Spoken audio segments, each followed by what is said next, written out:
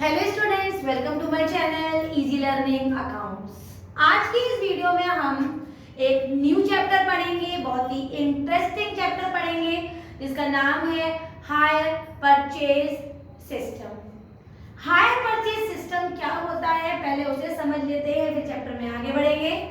Higher purchase system, for example अगर हमने कोई चीज खरीदी तो खरीदने पर हमने उसको पेमेंट नहीं किया बल्कि क्रेडिट पे चीज परचेज की और पेमेंट को इंस्टॉलमेंट में किया, और जब तक हमने सारे इंस्टॉलमेंट नहीं दे देने हैं तब तक उस गुड्स का हमें ओनरशिप राइट नहीं मिलता है।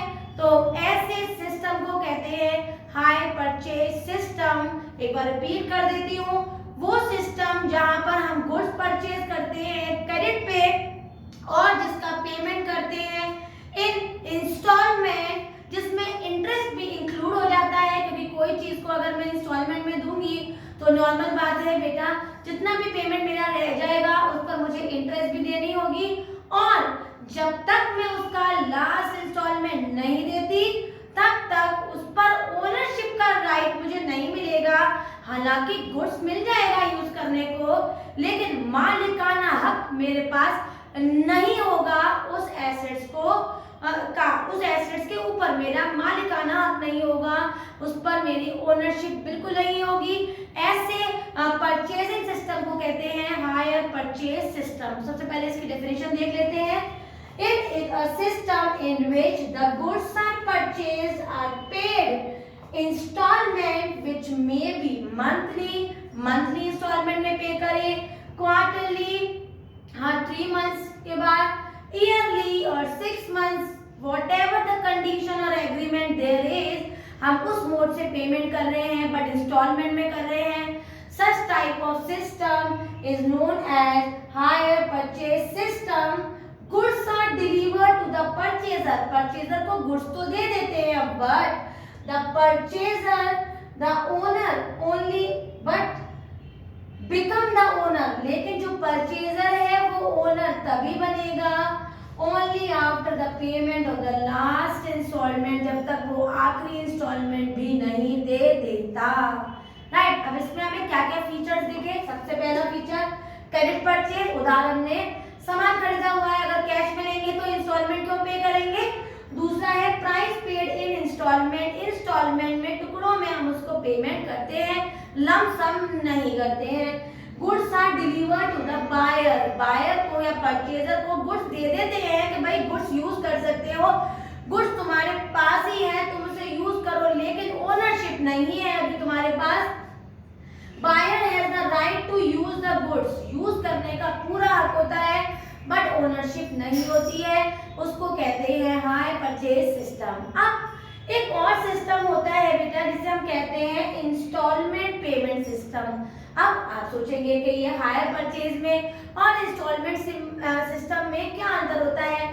फॉर एग्जाम्पल बच्चों, मैंने एक क्रेडिट पे मैंने एक मोटरसाइकिल परचेज की, बाइक परचेज की, बाइक परचेज कर तो ली लेकिन मैंने वो इंस्टॉलमेंट में ली है, मतलब मैंने उसको पेमेंट बहुत ही ज्यादा इंस्टॉलमेंट में दिया है, इंक्लूडिंग द इंटरेस्ट, उस पर मेरा इंटरेस्ट भी इंक्लूडेड है, बट उसको यूज करने को भी मुझे बाइक मिल गई, सब कुछ ठीक है, मैं उसे यूज कर रही हूँ, मेरे पास ही है, लेकिन उस पर मेरा ओनरशिप नहीं है, मैं उसकी मालिक नहीं हूँ।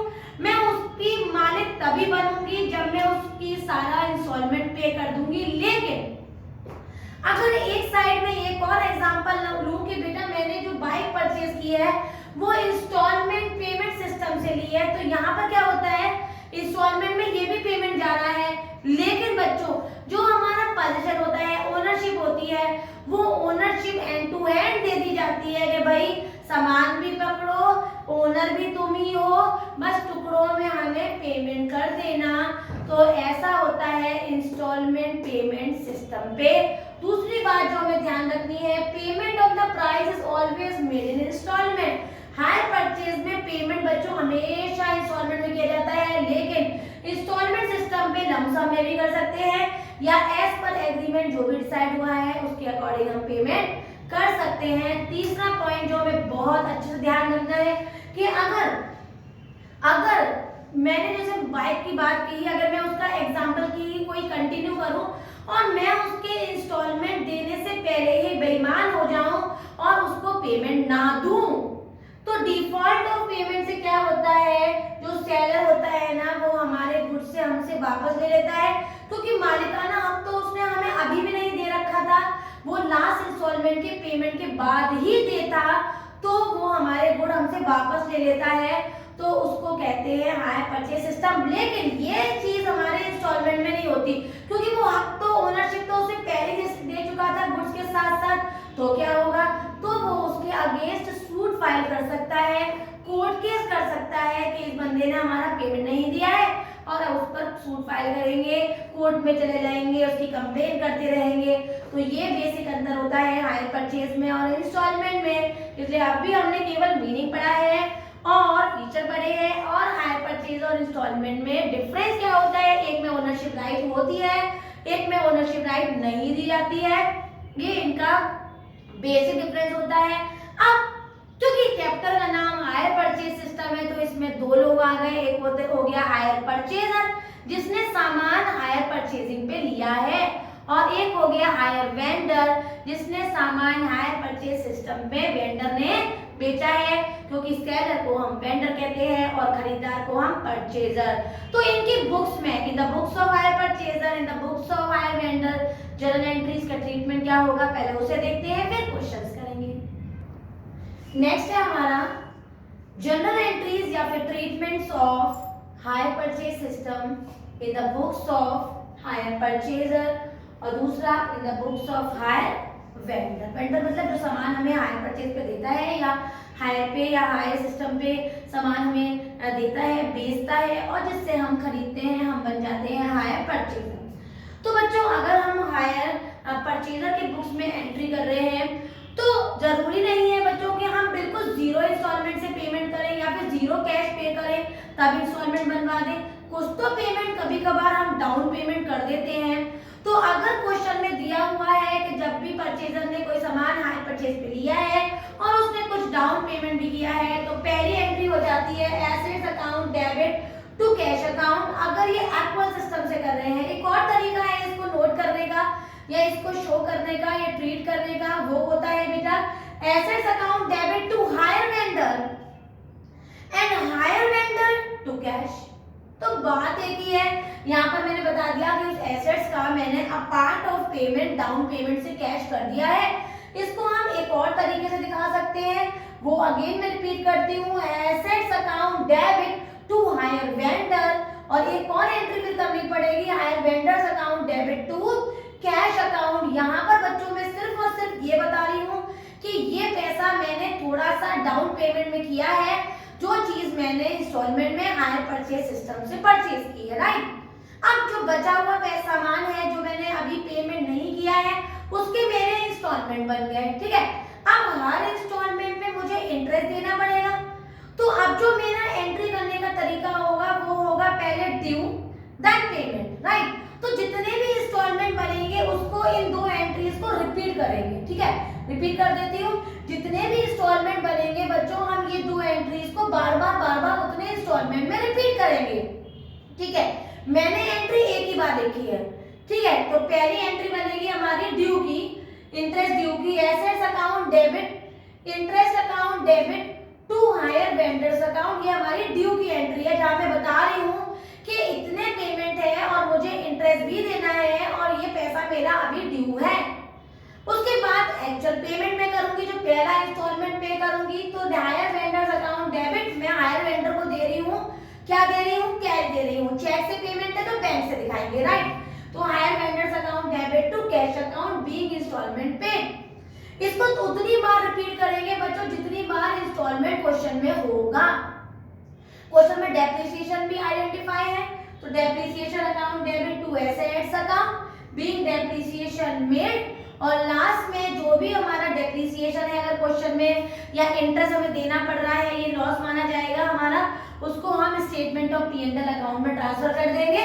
P&L account debit to interest to depreciation being loss transferred या बीइंग अमाउंट ट्रांसफर्ड या being interest and depreciation transfer to the profit and loss account. Clear.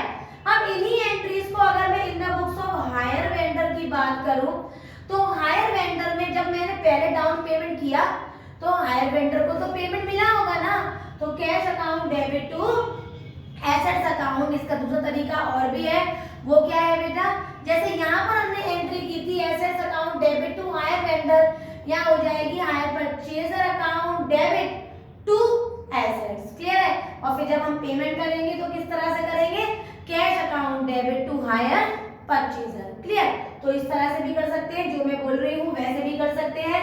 अब आ गए वो सारे पेमेंट जिसको मैंने इंस्टॉलमेंट बना दिए कि इन टुकड़ों में मैं आपको पे करूंगी, तो उसकी दो दो एंट्री चलेगी। रिपीट कर रही हूँ, जितने इंस्टॉलमेंट होंगे उतनी बार ये दो दो ट्रांजेक्शन आप रिपीट करेंगे। Hire purchaser account debit to interest to assets being interest due. और बच्चों पेमेंट कर रहे हैं तब पेमेंट क्योंकि हमने किया है और किसके पास पेमेंट पहुंचा है, वेंडर के पास, और किसकी बुक्स में एंट्री कर रहे हैं, वेंडर की, तो किसके पास पैसा आया, वेंडर के पास। तो cash account debit to hire vendor being amount received, किसको रिसीव हुआ है, वेंडर को, या बीइंग इंस्टॉलमेंट रिसीव्ड, यहाँ पेड और यहाँ रिसीव्ड। नेक्स्ट है हमारा जो हमारा इंटरेस्ट था वो हम कहाँ ट्रांसफर कर देंगे बेटा, P&L अकाउंट में। Interest account debit to P&L, यहाँ पर क्रेडिट में इंटरेस्ट था, यहाँ पर डेबिट में इंटरेस्ट है, to P&L account being interest transfer to the P&L account. तो ये है हमारी entries in the books of hire vendor and hire purchaser. तो आज की वीडियो में मैं आपको केवल इतना ही सिखाया कि हायर वेंडर क्या होता है और इंस्टॉलमेंट पेमेंट सिस्टम क्या होता है, इनके फीचर्स क्या होते हैं, और ये जो पॉइंट्स हैं ये हायर परचेज में ट्रीट कैसे किए जाते हैं in the books of hire vendor and in the books of hire purchaser. इसको मैं 3 वीडियोस में वाइंड अप करूंगी। ये इसका पार्ट 1 है, 2 पार्ट्स और लेकर आऊंगी जिसमें मैं आपको वो कंसर्न क्वेश्चंस बताऊंगी जिसको किस तरह से सीखते हैं। तो अभी आप क्या करिए, इन सारे ट्रीटमेंट्स को अच्छे से दिमाग में भरिए, हायर परचेज में और इंस्टॉलमेंट में अंतर दिमाग में अच्छे से करिए, ताकि जब मेरी नेक्स्ट वीडियो आए तब उसमें आप अच्छे से देख पाए पार्ट 2 में कि किस तरह से हम सोल्यूशन कर रहे हैं और उसमें दिखा रहे हैं किस तरह से पेमेंट डाउन कर रहे हैं, किस तरह से इंस्टॉलमेंट पे इंटरेस्ट लगा रहे हैं और फाइनल पेमेंट दिखा रहे हैं। तो अगर आज का ये video introduction of hire purchase आपको समझ में आया हो, एक एक पॉइंट आपको क्लियर हो गया हो, तो मेरी वीडियो को लाइक करें, शेयर करें और मेरे चैनल को सब्सक्राइब जरूर करें। Thank you.